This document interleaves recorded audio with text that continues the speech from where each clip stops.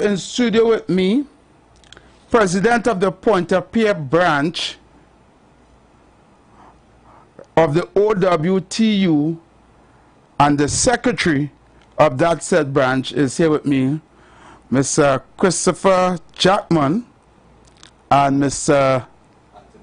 Anthony Dobson. And this afternoon, we are going to speak about our oil refinery, the future, the past, the present, everything. We're going to discuss that this afternoon, and we're going to discuss that until time allows, right? So people that wanted to go up on the live, share the live, share the live. Those of you locked on and listening, good afternoon to you. Let me make sure, okay, I get this video, okay, yes, the video is up, right? And I need to get this video open up first. Let me see. Okay, I wonder if my, okay, I now see it, right, good. So let me see if I can open it up here. Click here on the, let me see, in the corner here. Okay, we'll pull it back. Pause it. Right, so people go up on the live, share the live, right? We have a video to show, right? And I want you guys to take a listen to this. I need you guys to take a listen to this. Okay? I played this video a couple weeks ago, but I need you guys to take a listen to this. All right, I'm not hearing it.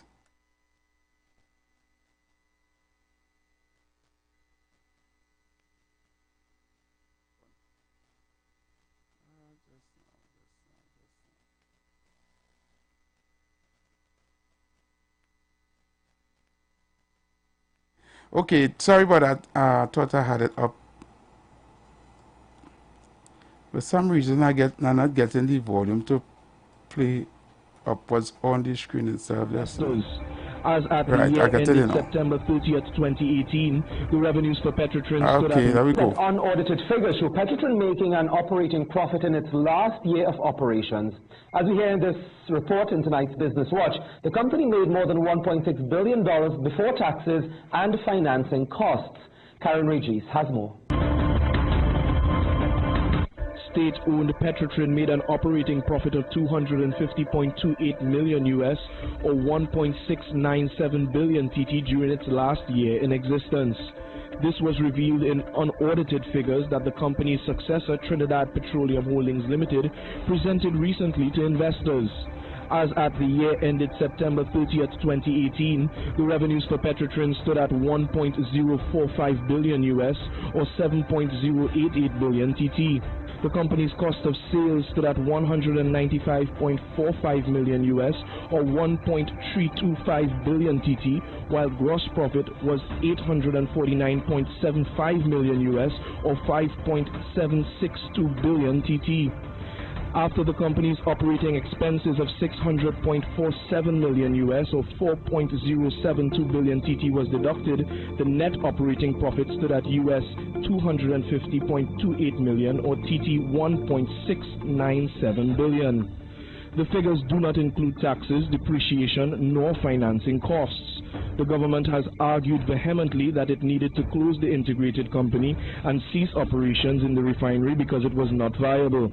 It sent home thousands of workers and has since offered a new bond to replace its existing debt. So, this was recently on our news in Trinidad and Tobago, right?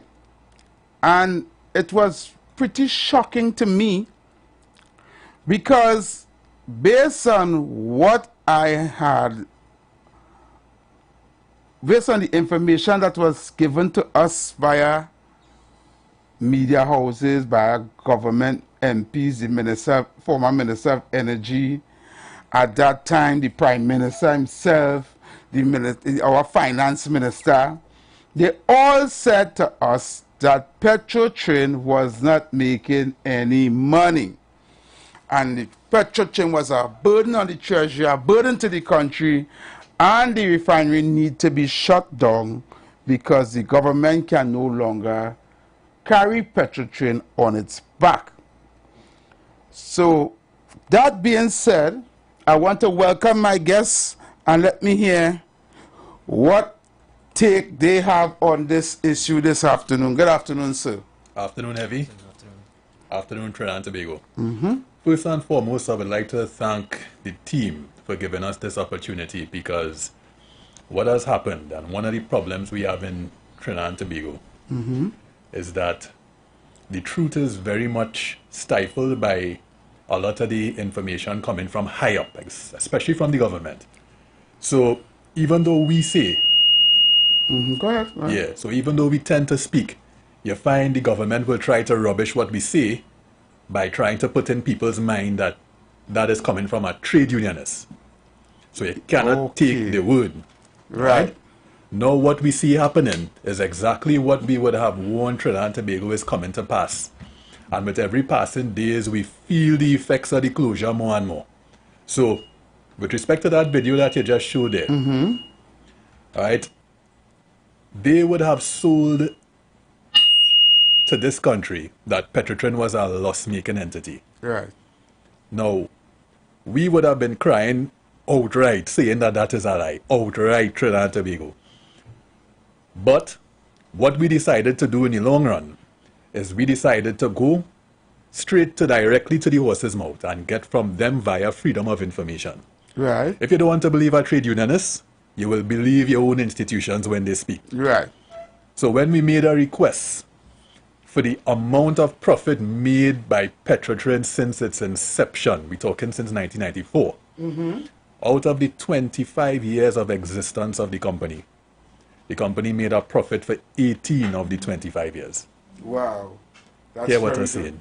18 of the 25 years. In fact, I will go as far as to say the first time that the company made a loss was in 2009. 2008, 2009. Right. Now, throw your mind back to who was in government back then. Okay. Right? And there was a very popular name that the union would be calling all the time all over the country, that the government really didn't want us to call his name, but we'll call his name now. His name is Malcolm Jones. Malcolm Jones, yes. And Malcolm Jones would have been one of the architects behind the GTL project at the time, as well as the GOP upgrade. Wow. Now, for listenership's sake, for the people who don't understand what GTLs mean and the GOP upgrade, tell them what the acronyms mean. No problem at all. The GTL acronym stands for the Gas to Liquids Plant. Right. That project is a project that was brainstormed by the then administration of the PNM Cross Malcolm Jones Petrotrin. Right. And it was not part of the refinery. It was a project that was done on a joint venture basis.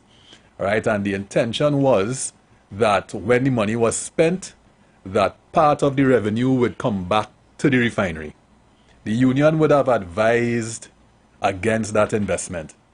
Wow. Because at the time, they utilized excess surplus funds that the refinery would have been making at the time to go out to qualify for loans to pay for this investment. Right? Now, who came up with the idea of the gas to liquid plant idea?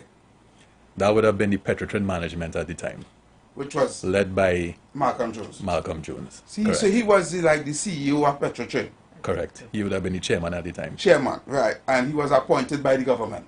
Correct, that's right. And the government had the majority of shares in the company. Correct. Again, a PNM Right. government. Yeah. PNM government. Yeah. So, they appoint Malcolm Jones as the chair of Petrotrin, right? And give him veto power to like manage it how he see fit. Correct. And he decided to go and start this new gas to liquid plant Correct. using Petrotrin and its assets to fund this gas to liquid plant. Am I correct? That is very correct. All right. What happened? What went wrong? So before we before we go to what GOP. GOP, I was now coming to that. So before we go into all of that, I just want citizens to understand. Petrotrin was such a profitable entity that the government, and we're talking not just the PNM government, governments of the time allowed Petrotrin the freedom to manage its funds. Right. That was the level of trust that we had in terms of the company being a revenue generator. Correct. Right? So at the time, even though you find now, any decision taken by Heritage and TPHL has to be vetoed and agreed to by the state, back then, Petrotrin as an entity had the freedom to do the investments, to engage the bankers, to do what they have to do to continue the operations. Okay. That was the level of profitability and success of that company. So the chairman of Petrotrin didn't have to also go every Monday morning to the Minister of Energy or to the Prime Minister to answer no question and to make no decision. That is correct. Go ahead. That is correct. Continue. So, the gasoline optimization project, the GOP, was a project that was required to improve the output quality of products that the refinery produced. Right. So it involved the upgrade and the construction of new plants, and that project was a necessary investment for the survival of the company. Right. So they had us upgrade the 21st century plants. Things, right? Correct. New and fresh things and making sure everything running proper. Correct is right. So they made an investment to that we say refurbish or renovate the plant. Construct new plants and renovate the FCC and other plants as well. Good. Yeah. Was that a good move? It was a necessary move. It wasn't without its challenges, but as a trade union, we had no issue with the GOP upgrade because we saw it as necessary. Good. The GTL project was not a necessity.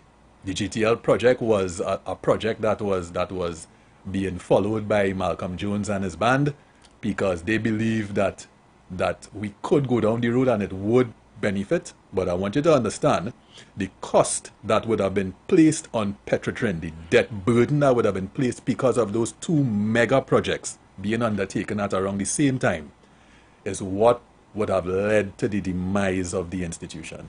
So they did both upgrading and the GTL at the same time? The loans were taken for the two investments at the same time. My God. Right? So now you would have had a profit-making entity being pushed to the limit to just meet its yearly debt obligations. And throw your mind back in 2010, when the government would have changed. Oil price would have skyrocketed. And for those 4 years of high oil prices, the company would have made a profit. Right. But from the time you found oil prices dropping, the debt burden that was placed would have now become evident, and you would have now seen the company struggle to pull profits. What was it keeps saying debt burden, right? Give us an idea in figures. What did Malcolm Jones, the kind of debt Malcolm Jones put Petrotrin in? No problem at all. There were two massive US dollar loans, one $850 million US. My God. The Wait, hold on. In case others open the left fridge door, tell them again how much money they borrow for the gas and liquid plant. 800 and how much? $850 million US dollars. Plus a second loan of $750 million US within the space of 2 years, 2008 and 2009. I want you to understand what that is. 800 million US dollars? Plus 700 million US dollars? Correct. Within the space of 2 years. Right now. My God. Now, just before those two loans were taken out, just before, the company declared a profit of 2.4 billion TT dollars.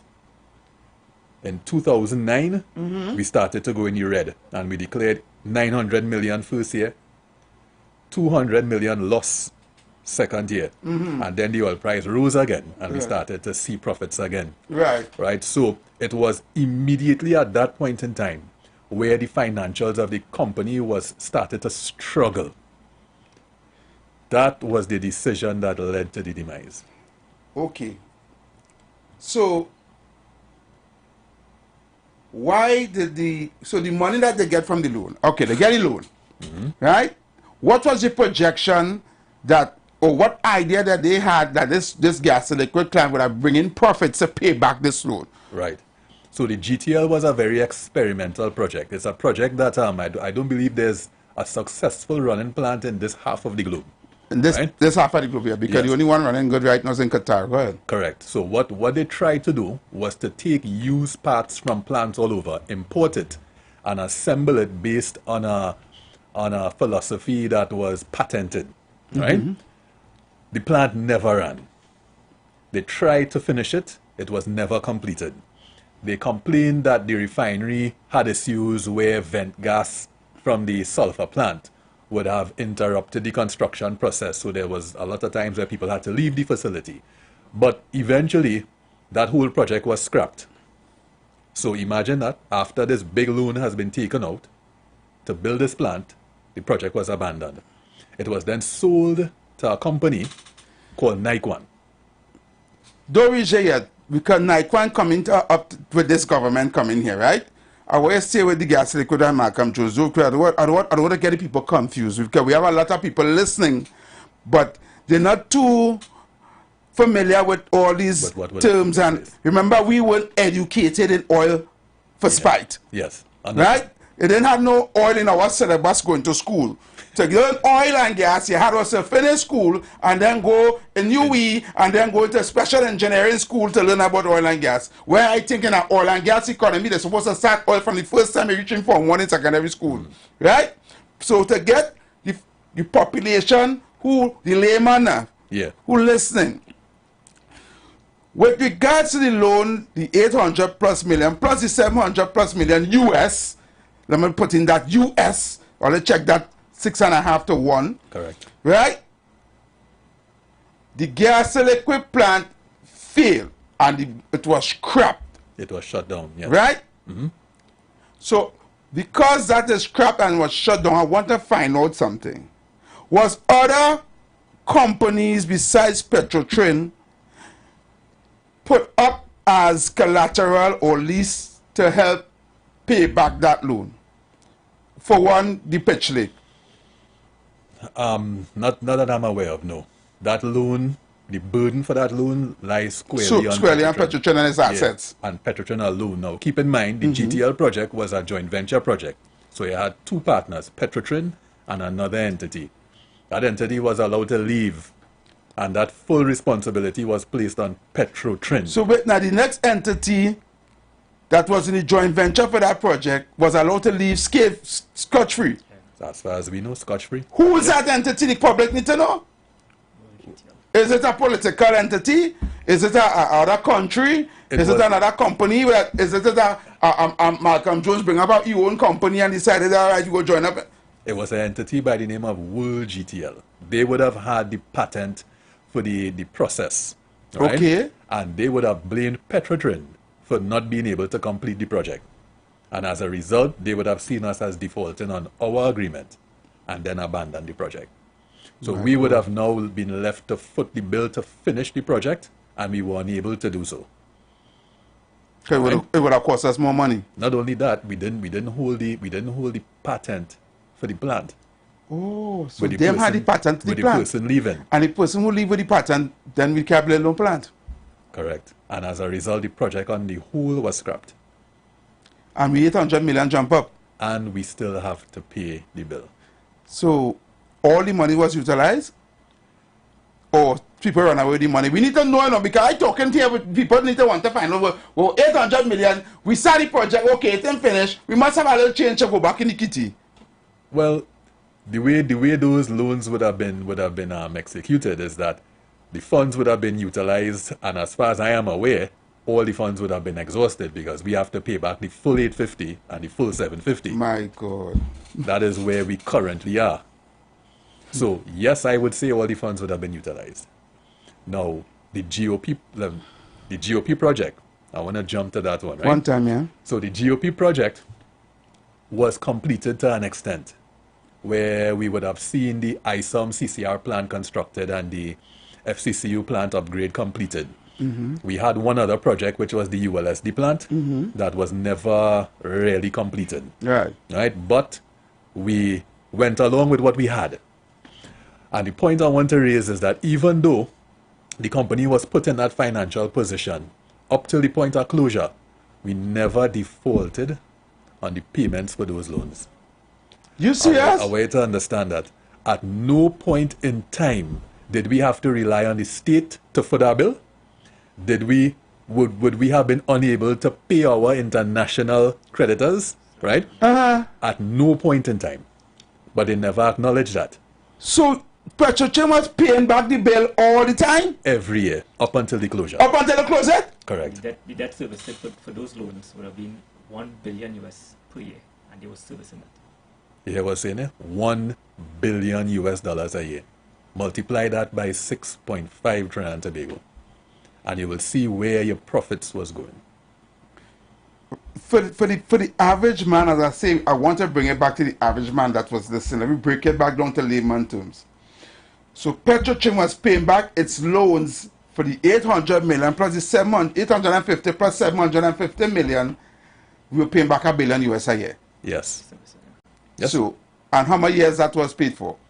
That would have been from 2010 to 2018. So that would have been 8 years.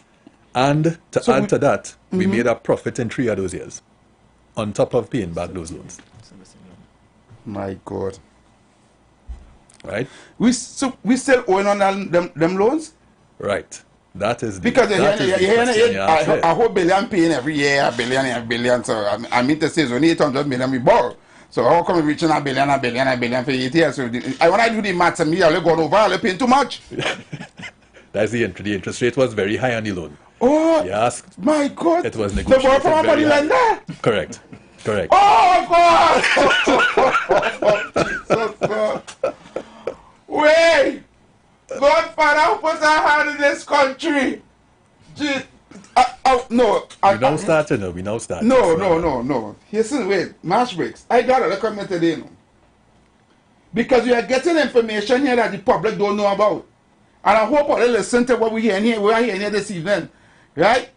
You're telling me that we pay $1 billion a year for how much years? 8 years. For 8 years, right? $8 billion US that we paid back already for an $800 million loan. Plus. 850 and $750 million. We're roughly around approximately about $1 billion something in US was owing. Yeah, remaining on one. We were close to paying. The two loans come up to how much? Not almost $1 billion plus US? Yeah. I will pay back $8 billion. How much them interest rates going? How much interest rates are to pay? How much we are they go kill we? Yeah, they will. How it was? One of the loans had to be paid back in installments, and the other one had to be paid in a one-time lump sum payment. So they negotiated 2 different payment arrangements for the 2 loans. Oh God. Yeah.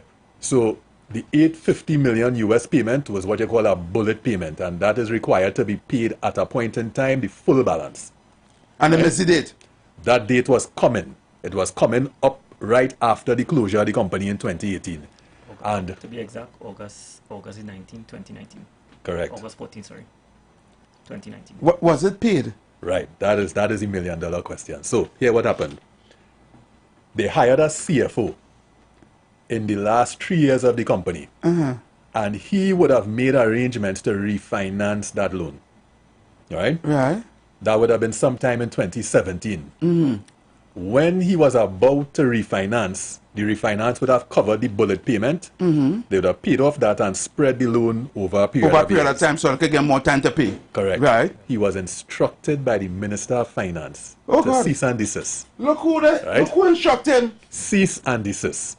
So immediately after that, he had to pull back. Now that plan would have spread the burden, and Petrotrin would have continued paying its debt obligations until it would have eventually been paid off. Right? Again, keep in mind why we were put in this. So he was forced to leave the company after he was told to cease and desist. So they fired him?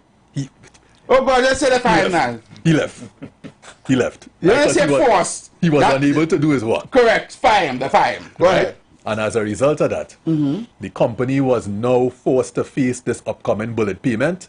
And that is where the government started on the campaign against Petrotrin, going across the country stating that this this company. So then they create the problem. The government create the problem, and the solution to the problem is close only for refinery. Correct. Because guess what happened? Immediately after the company closed, they refinanced the debt. So as they shut down Petrotrin, Yeah. they went and refinanced the bullet payment for the company. Correct. Right? And then they bring in heritage and all this kind of thing. Correct. That was a strategic, undermine, mafia move. It's con, it's everything. That's to tell you this government is the worst thing. And I'm not ashamed to say, no, the wicked. It is. Now, what I want to find out, Yeah. and I know this is a burning question in a lot of people's minds, right? Mm-hmm. What do you think is the real reason why the government was coming after Petrotrin like that? Because they realized they fired the CFO. I say in fire, you can say you leave, but if you're a man guy working there, then you let them do you work and they oversee, then every move he make. You understand? And they're trying to shut him when come like a jamming me in a corner. You don't want to tell me fired, but eventually you're forcing him to leave. That's a fire, technically. Yeah. Right? Good. Right? And on top of that now, the same plan that the man had, you tell him don't do it. Right? Make sure you leave, shut down refinery, and then do it. Yeah. So that means it was really after the people and the refinery and the OWTU and everything that's wrong and surrounded that refinery. They wanted to get rid of earlier. There are many theories. No, Right. what I want to find out is the reason why you think that is. Right. Is it really because of the fake oil? I really can't say, no. I don't believe so. This is my opinion we're talking about here. Your right? opinion, Right. your expert opinion, because you need oil in the long years. Yeah. So I wanna let Trinidad and Tobago know as well too. We of the OWTU, we acknowledge that Petrotrin had issues, and in 2017 we started working with the company to try to find a solution to this debt problem that we were now saddled with.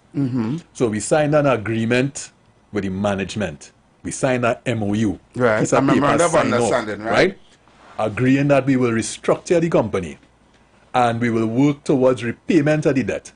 And that same video that you played there showed the output of that work that we were working together Correct. to pull the company back to make a profit. So why, when we were on the trajectory to save the place, would you now come and just make a rash decision to shut down the refinery? They would have pulled us in a presentation and showed us 3 slides to justify the shutdown of the refinery. Absolutely no detailed reasoning. And that move that they made there affected the soul of South Trinidad and Tobago. I don't think people understand the level of damage that would have done. The reason why they would have done that, some say fake oil. Some say they wanted to get rid of the union from the entity to restructure. And I would want to believe that is exactly what they were trying to do. Because ever since then, they have engaged on a strong campaign against the OWTU.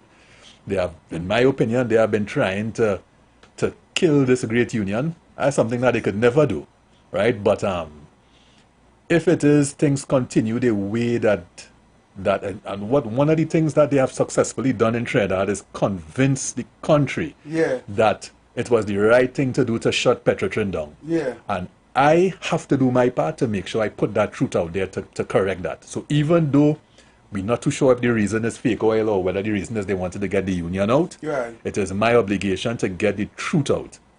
Right? That is why I am here today. Petrotrin didn't need it to shut down. No, it didn't. So we'll take a pen right here. We're going to go for a break. I'm going to come back. When we come back, I have this video here to play, right? And after that, we're gonna go.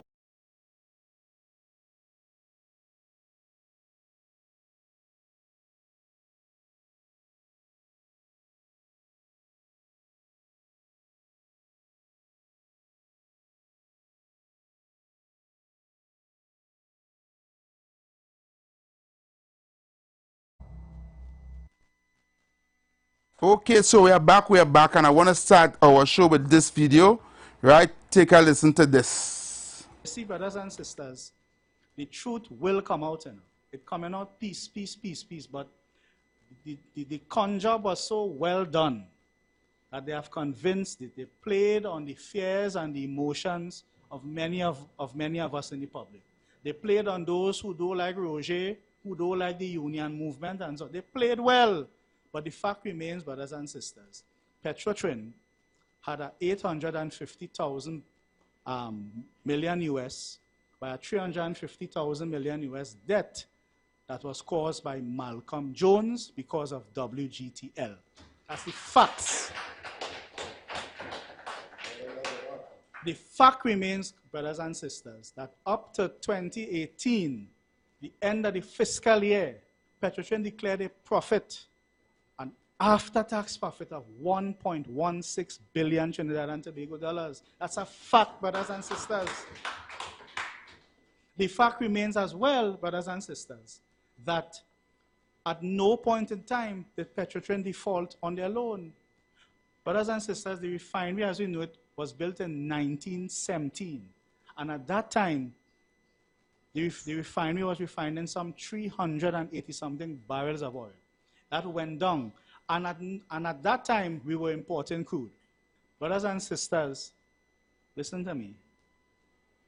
Do your research. You go and research for yourself. Don't take my words. It have Google. Although I don't trust Google, but it have Google. Google does have information. Go on Google and you see for yourself. We were always importing oil. A matter of fact, Malcolm Jones himself, God rest his soul, he told Prime Minister Manning, then God rest his soul as well, back in between 2006 and 2008, that you didn't need to produce oil in the fields. They shut down 8 platforms in Southwest Soldado in 2007 in the main field. And those were some of the main producing platforms. They shut it down. And the reason is, under the guise of integrity issues, as one. But the main reason is that they said they don't need to buy oil anymore. To produce local oil, we'll buy oil. And that is why, when you create a story, you must remember all of the points of the story you created, because sometimes you just forget what you're saying. So on one hand, you shut down the refinery because we had to buy oil. On the next hand, you say it was the debt. On the next hand, you say it's because the labor costs, a carpenter was getting $60,000. Make up your mind. What is the real reason you shut down the refinery and send home Petrotrin workers, brothers and sisters? What is the reason?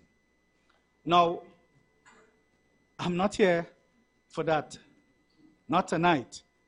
But I wish to say, brothers and sisters, and I make a statement to the leader of the opposition here, ma'am, I'm asking you, upon your success at the general elections 2025, please reopen the refinery immediately. All right, so we are back, and we are back with our guests in the studio, right? Mm-hmm. So I promise that when we come back, I'm going to talk about impact, right? So give us the numbers, give us the impact of the closing down of the refinery. What happened to our country? What are we the words I'm looking for here? Mm. What are the repercussions that are we facing right now because of the closure, the government closing down the refinery? All right. Well, I'll give some of the known items, the popular ones. So, for example, we had situations now where we have to import bitumen. Bitumen is a product that we use as binder when we making roads. Right. Right. We now have to import that. Right. Right? When we were producing it locally for next to nothing. Right. Fishermen made a big call as well too. They were reliant on what you call regular gas, which is a low octane fuel. Mm-hmm. Right? Yeah. We used to produce that here. They don't import that. So now fishermen have no choice but to buy super at a higher price, causing inflation in the food market. Food market, right. Then to add to that now, we now have to import all the products that we want to use internally in Trinidad, as well as what we obligated to supply up the islands through Paria, right? So where we used to produce those things locally, now we have to spend foreign exchange. We have to spend precious foreign exchange to import products. We will regain some foreign exchange for the ones we sell, but all that we use in the local market is converted to TT, because you and me buying gas in TT dollars, not US. Right. So that is a loss of forex to Trinidad and Tobago every time we import products for the local market. Wow. Right? Arman, you want to give the figures? To date, since the refinery has been shut down from December 2018 to June 2024, PaP would have spent close to $7.6 billion in the importation of refined products. So last year, Wait. PaP has spent 7.6 billion. US dollars. But tell PaP that pay off the loan. And the Petrotrin open. But when I use a billion something with the loan again, we have to pay off the loan. Yeah. And the Petrotrin open, we continue to make money.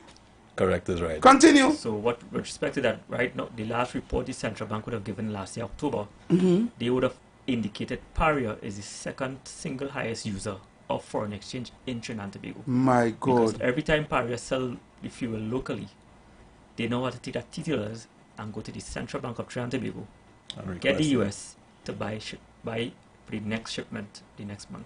So wait now, the gas that we putting in our vehicles here in Trinidad and Tobago, we importing it Yes. and we buying it.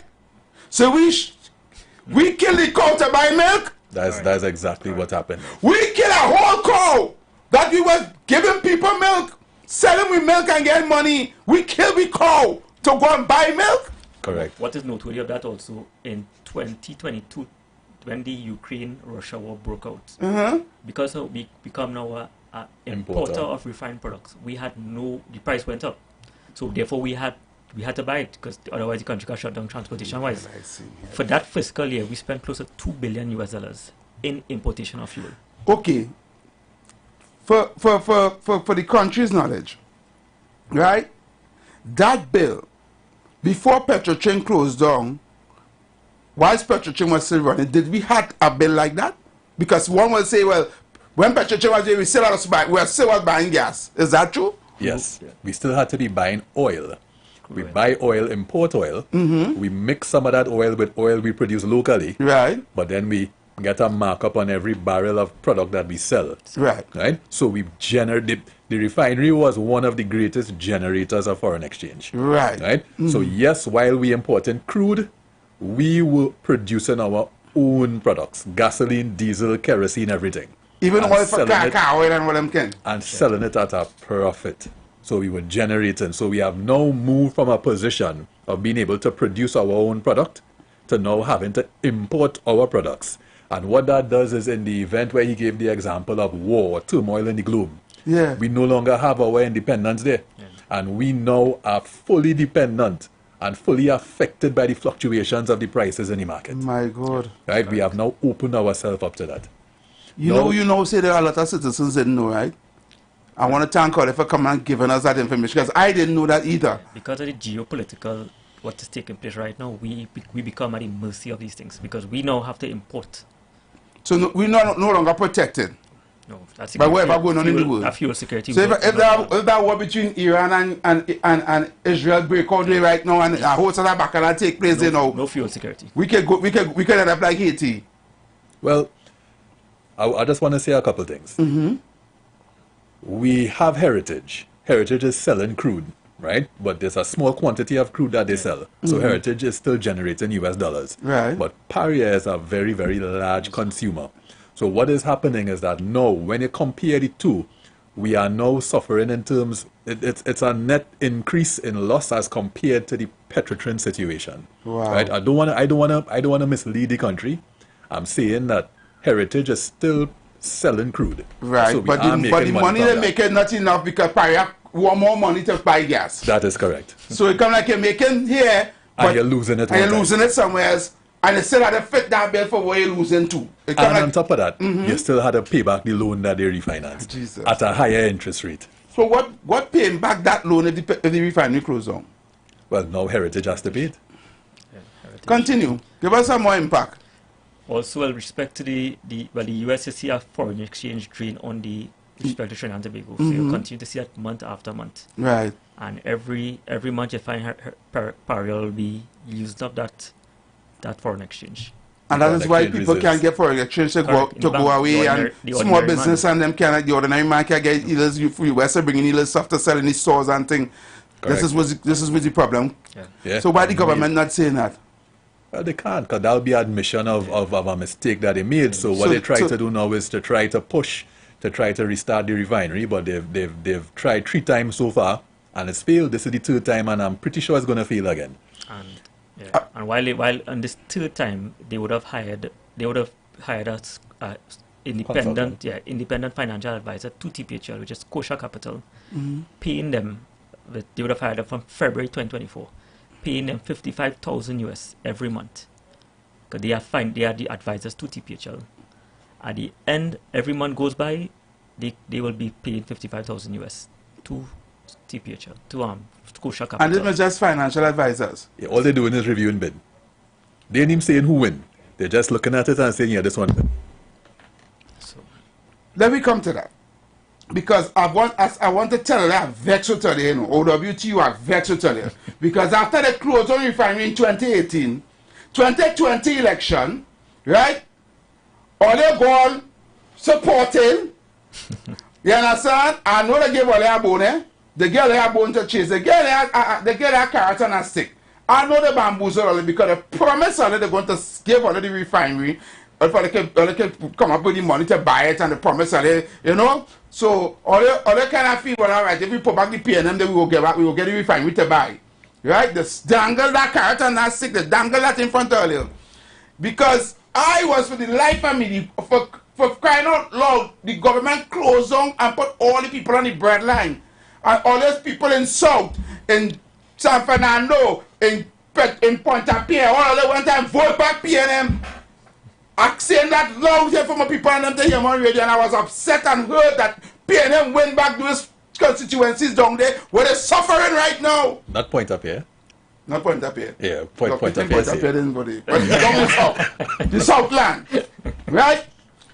Tell me about that. Tell me about this. Let me slow roll there. I understand you was upset. I understand you was upset. Yes, see my emotion and my passion. You had to understand that as a trade union, we represented our members. Right. And at the time, when the refinery was just about to close, the Prime Minister at the time, Rowley, would have come out and make a statement saying that he want to offer Patriotic the OWTU, the refinery on favorable terms, most favorable terms. Right. That was, I believe it was Republic Day or Independence Day, Republic Day. And the original response was, we not on that. We don't want the company to shut down. Right. But we realized that they were adamant on closing the company and there was nothing that we could do. We went to the court to block it. We tried injunction, all kind of thing, everything failed. Right. So at the end of the day, we took up the offer. And the employees to this day, some of them still can't get work because the job that was done was so great. Yeah. You have employers who don't want nothing to do with Petrotrin people. Wow. Right? So the PG felt the pressure to do whatever he can do to get a refinery going. Right. To this day, we still, every time an opportunity comes, we still try. So in 2020, the PNM would have come forward with this offer to give us the refinery. And then after the election, immediately after the election, they would have said that because of a lien on the asset, and the lien is basically the same loan that was connected to the asset, to the refinery, we could no longer go through with that deal unless we clear the loan. And that loan, as you're well aware, is a massive amount of money. Right? So that whole process ended up crashing. Immediately after that crash now, they transferred the mortgage to Heritage. So it was no longer on the refinery. Right? Oh my God. Immediately after the process crashed. And it was at that point I realized that this thing, they have no intention of giving that to us. Correct. Yeah. Where we reach now, because I want to take some calls and all other people want to get in on this.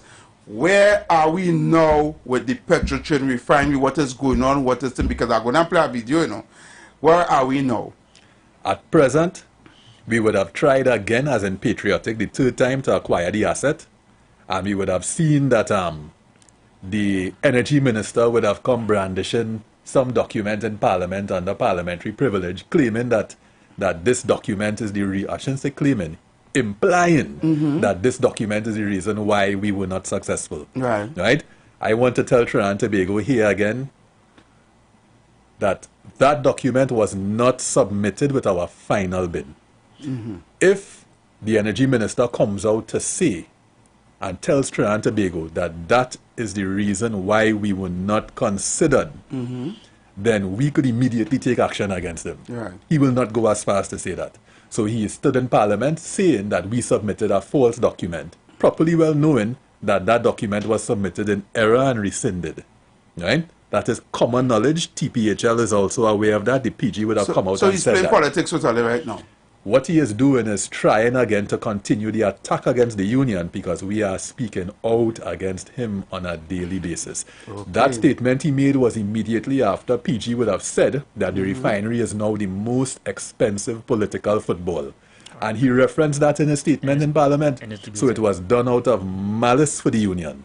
No other reason why, as well as to poison the minds of the public to believe that we are dealing in fraud and fraudulent behavior when that is not the case. What do you think about the government trying to get international people to buy the refinery? I honestly think that I have no confidence in their ability to sell that asset. Just as the way Nike would have fallen by the wayside, just by the way the last two bids would have fallen by the wayside, I strongly believe that this will fall by the wayside. I believe this process is just a process that is being done so that for the election that is coming, they could get over the Petrotrin error that they made by telling the country that they are trying to restart the asset.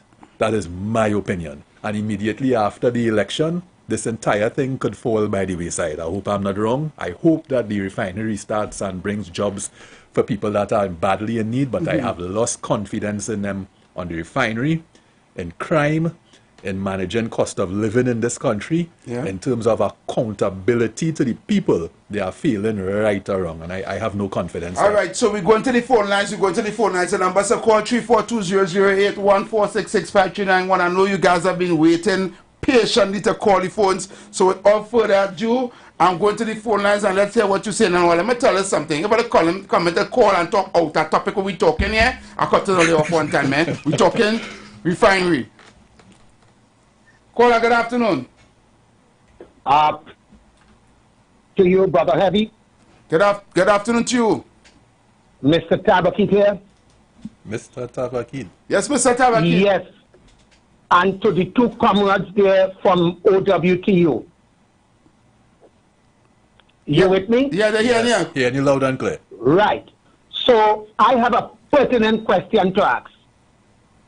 If the Honorable Prime Minister and the Minister of Energy Security call you all, give you all the refinery, will we now see where the union will be not boisterous, will not speak out again? Because this is a billion-dollar question. In the life of politics and games in Trinidad, over and over I'm seeing this thing playing out itself. So let me repeat the billion-dollar question to the two comrades there from OWTU. Yeah. The Prime Minister calls in Ansel Roger and its executive, and they say, okay, they sign on the dotted line, they give you all Petrotrin. Can we now see where the union will now be silent and not speak out again on national issue? I rest my case. Let me get it off air. That's a very good question. Thank you, Tabaki. Thank you. Right. So I could answer that very simply. During the bidding process, we were speaking out about crime. During the bidding process, we were speaking out about corruption.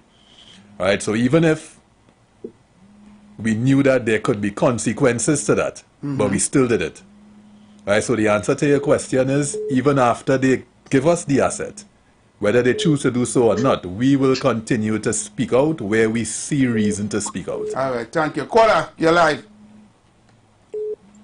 Hello, good afternoon, TC and your comrades here. Yes, good afternoon. I too am not, we as TC Heavy said, are not oil educated and things. I have a big problem from the time I heard a rumbling in the early.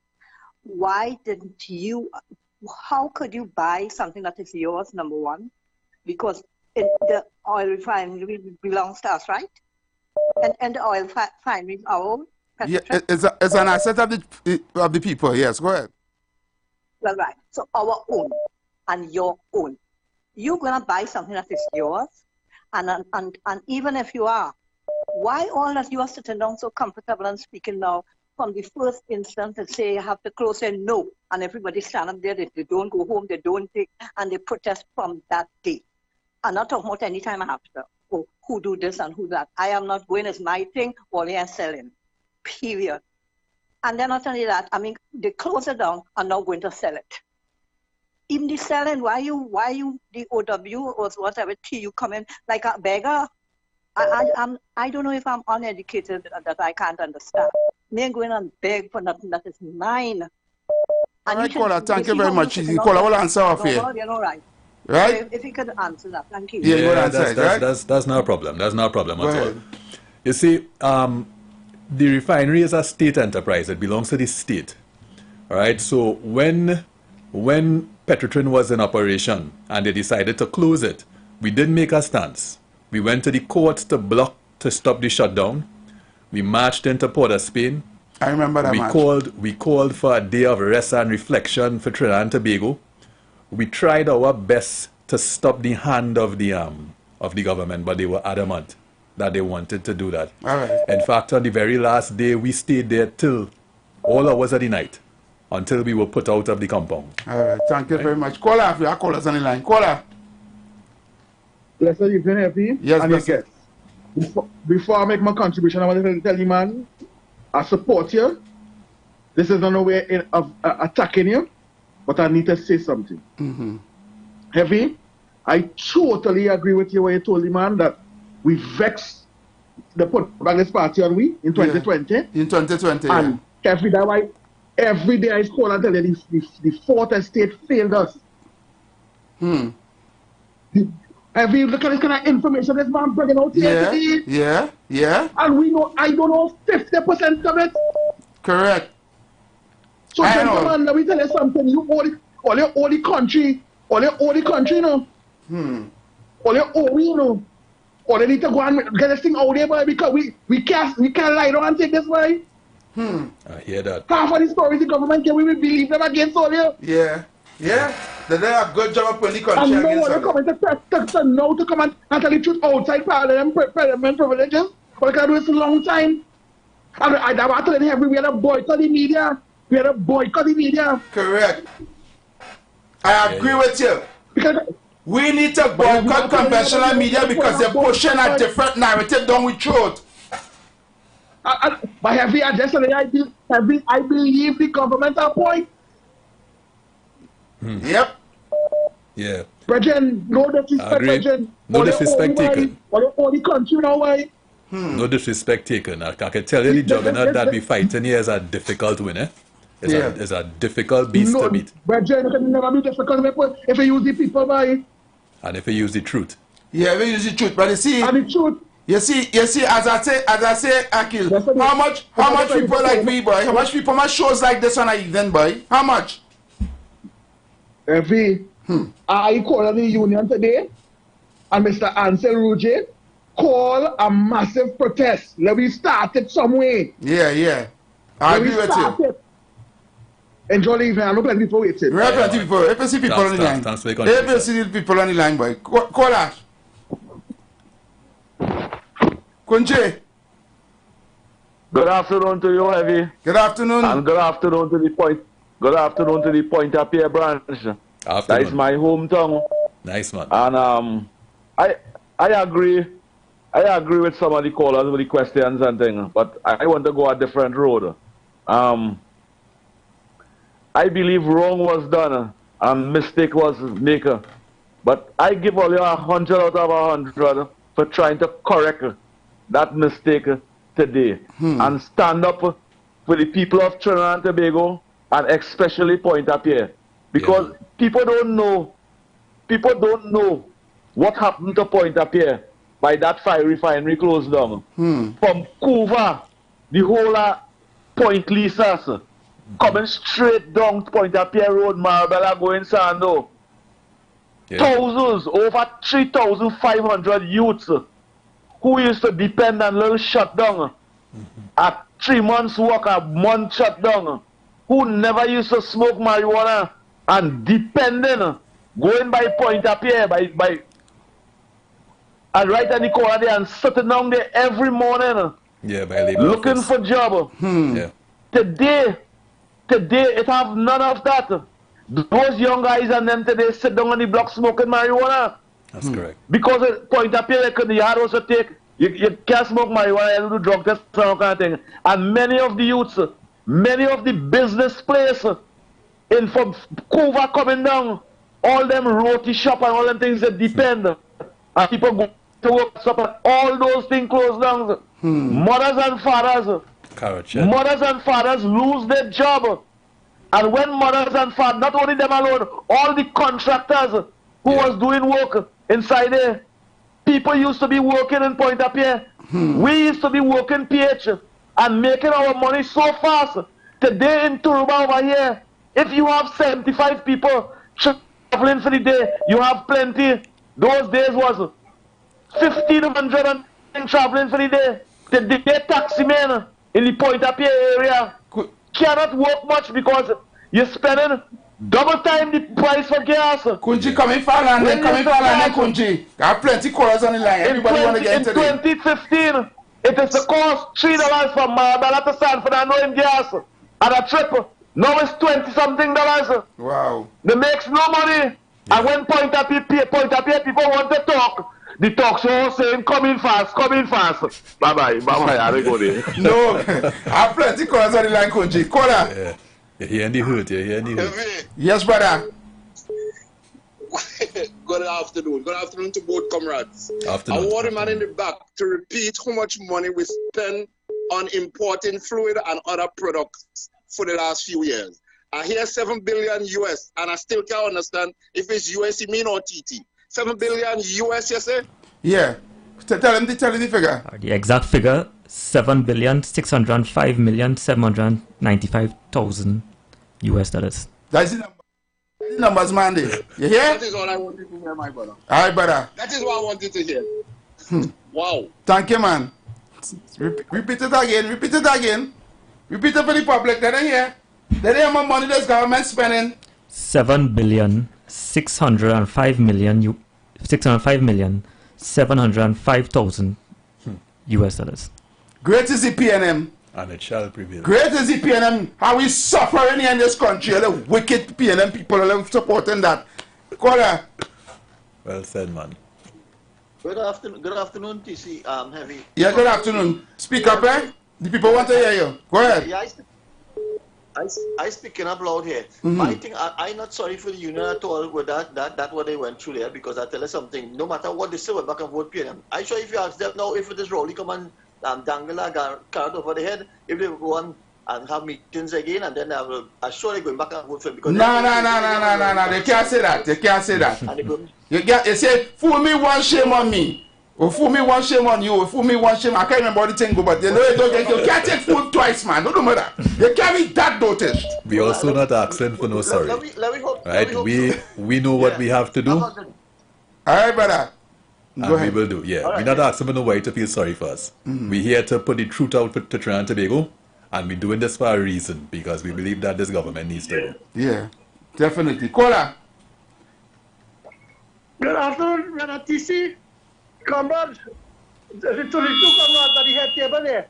Yeah, man. Comrade, I would like to talk to you, Brother TC. And Brother Heavy, through you, I would like to talk to them. Right? Yeah, go ahead. No. Right. Now, comrade, tell them sycophants at the PNM who get me sleep for 9 years, that when we do the report, the asset of the company, the full asset of Petrotrin, to see what we needed when Ms. Kamla Prasad Bisesa, right? And we come up with all the ideas. Rowley come and say that when the refinery is not making money, under Malcolm Jones it started, when he rightly said the right way, that when we was getting profit sharing, and we supposed to get profit sharing for 2008. Malcolm Jones say that he rather buy the oil, it costs him cheaper than to pay the workers the money and tell Trinidad and Tobago that all the platform in southwestern Trinidad and eastern Darrow, right? How much barrel of oil we had. And they tell the engineers, the petroleum engineers, right? And they won't call, anyway, we just call name, we just whistle, right? And they start to lift the wells on them to drop the production on the Soldado field and the East Cedros field. So tell them, when they started to lift the wells and drop the production, to say that they lost the money and the oil still in the ground. And tell them, when COVID come and keep rolling with the attack on the whole nation, that we could have strike, right?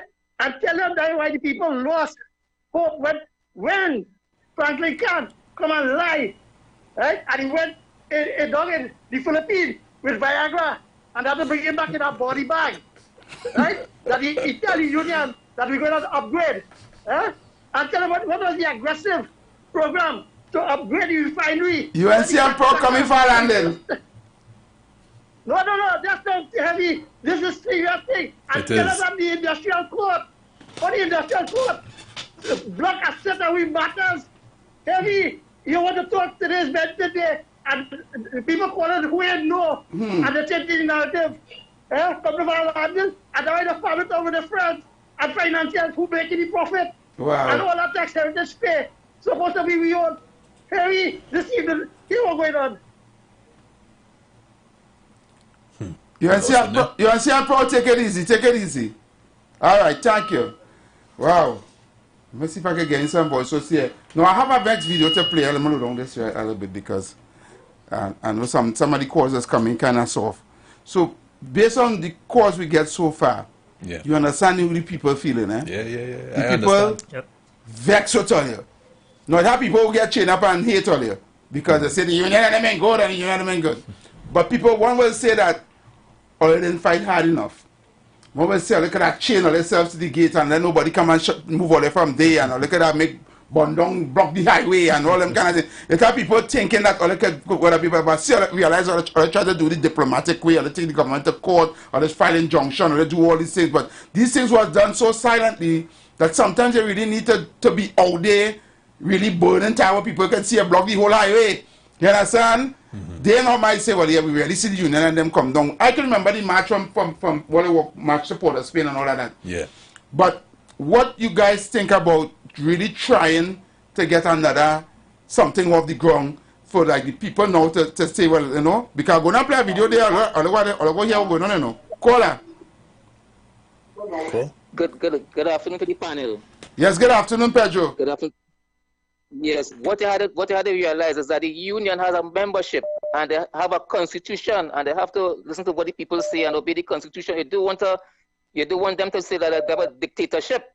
They have a constitution, so they have to obey the constitution and listen to what the people had wanted at the time. Apart from that, the bid that Petrotrin put in is in the interest of Trinidad and Tobago and also in the interest of CARICOM, because once they win that bid, they will be able to rekindle the conversation with CARICOM and everything. That relationship will be built and Trinidad and Tobago will be nice again. So we have to support Petrotrin in this quest to get the bid recognized by the government. Thank you very much. All right, thank you so much. That sounds like a comrade. Yeah. I'm going to take this next caller quickly. Caller. Hello, good afternoon, Heavy. How you doing, my brother? Good afternoon, caller. What's up? Right, I am the Daisy Joggers here. Right, I just want to ask the two gentlemen that's sitting there with you, what do they believe when the ex-PG, Mr. Errol McLeod, if he was there, when this was going to happen, if he would have made a difference compared to the present PG? That's all. Thank you. All right. Thank you, caller. You want to answer that? That's a question that I personally can't answer because I never worked with the past PG. Oh, okay. Right? The PG is what? As Errol McLeod, that's President General. President General. Head of the union. Or the head of the union. Okay. Yeah. So I'm going to play a video here. People, hold the lines. I'm going to play a video here because after this video, I want the gentlemen and them to comment on this video here because... After election... Sorry. That's all right, man. Mr. President, this government recently announced that they were shortlisting 3 companies to take charge of either the lease or sale of Petrotrin refinery. One called Crow Consortium. The other one is Inca Refinery. And the other one is Oando. Mr. President, these are the 3 companies that were shortlisted. When we checked the registry to get information on these companies, we realized that Crow Consortium is made up of 3 locally incorporated companies. One called Okada, the other one is DR Commodities, and the other one is Chemitech. These are the 3 companies falling under Crow Consortium. Mr. President, what we found interesting is that when we did a search for Crow Consortium, it yielded no results. It means that Crow Consortium is not legally incorporated under the laws of Trinidad and Tobago. And therefore, Mr. President, the question must be asked, if this company is not legally incorporated under the laws of Trinidad and Tobago, how come this company was shortlisted by the cabinet of the government of the Honorable Prime Minister? How, Mr. President? And Mr. President, what is even more alarming, if I may say, is this. You have every company there is questionable and are suspicious. Everyone. And you know, the DR Commodities was formerly DR Logistics. But when you check DR Commodity, it is the parent company of this local company, but it is based in India. And when we check the Indian company, we realize on the board of directors were 2 associates and family members of Jindal. That is what we are seeing, 2 members of the Jindal family on the board of directors of the parent company called DR Commodities. What is even more important, Okada is a Venezuelan company engaged in oil and gas. It's a holdings company, Mr. President, that is sanctioned by the United States. How come this government is shortlisting a company that is sanctioned by the United States to take over our Point of View refinery? Mr. President, you know what has happened? Jindal went to the front door and came to the back door. All right. Okay. So, you realize they're up to the old tricks. Of course. You realize the government is up to their old tricks. But I realize they haven't called other company. Patriotic. As going to update, waiting to bid to get a refinery. What's going on with that? Right. As we said before, we have absolutely no confidence in this process. Right. So, as Wade Mark would have raised there, that issue, if that is true, then we all know that this would again lead to that bidder, CRO, not being considered. Right? That's the only way that could do. It cannot be that if Jindal has family or is connected to this deal in some way, that they still consider that group. Right? I want to believe it was an oversight if what he's saying is true. You realize they're trying to gerrymander the whole thing to get a particular person in. Correct.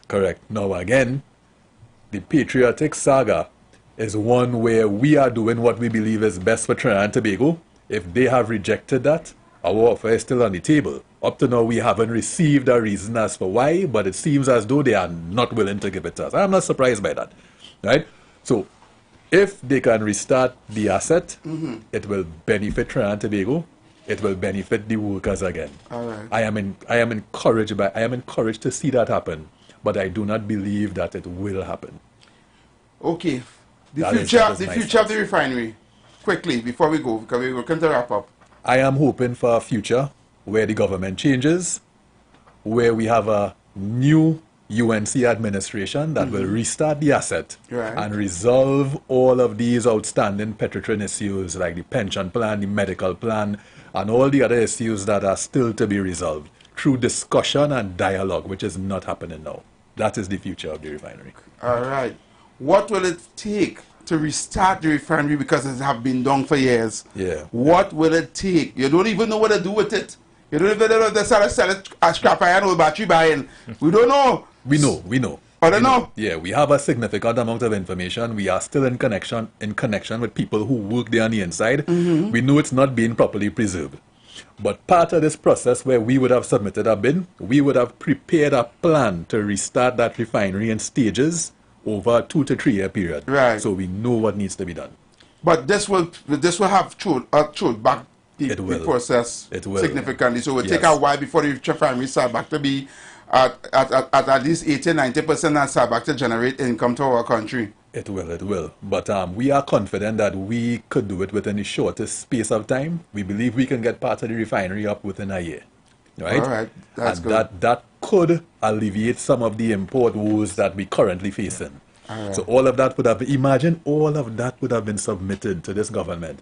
And what was the response to that? This man got up in Parliament and raised a document accusing us of submitting false papers. Wow. Just because they don't want us anywhere near that asset. All right. So without further ado, I want to thank you guys because we are not at time. Yeah. Right? I want to thank you guys. I want to thank you for coming in here on the Street 919 FM. Any last words before you guys leave? I just want to say thanks to you, Evie, on behalf of Comrade Dobson as well too. And we of the union are not asking for sympathy. We are asking for people to hear and listen to the truth and listen objectively. Because many times we speak, people don't hear. And they say we don't talk. We are asking for you to do your own research and understand what really took place with this Petrotrin situation. I just want to trim a little 2 cents here. I want to thank you. I want to talk for the people here now. And I want to say the people believe that the union could play a significant role in the government. We could. Because the man who started all this thing when Butler days, Butler used to go there and riot. Free people. So they believe that the union is weak. I've been honest here. People believe that the union should have been out there fighting on behalf of them. And we're not talking only oil field workers alone. We're talking all. Tuta, PSA, everybody. We believe that the unions is the backbone of the country. They should gather the forces and we get rid of this government, go down there, we had to lie down in front of the parliament. If police had to beat you and send tear gas, the union had to fight for we now, boy. And they go rally behind that. You understand where I'm coming from? It starts with us. Correct. You understand? And they have all the supporters and they're getting the government do all this injustice, 4%, this, that, all this thing, close down, refinery, close down, this, TSCT workers going home, everybody just getting licks. You understand? And nobody seems to be signed up. It's like the union has no backbone. So I just saying how people thinking, because when I go to talk, people be telling me these things. You understand where I'm coming from? We need a whole other show to deal with after the issues you're talking about. So, I want to thank you. I want to thank you guys again for coming in. I know I can call it, we talk something.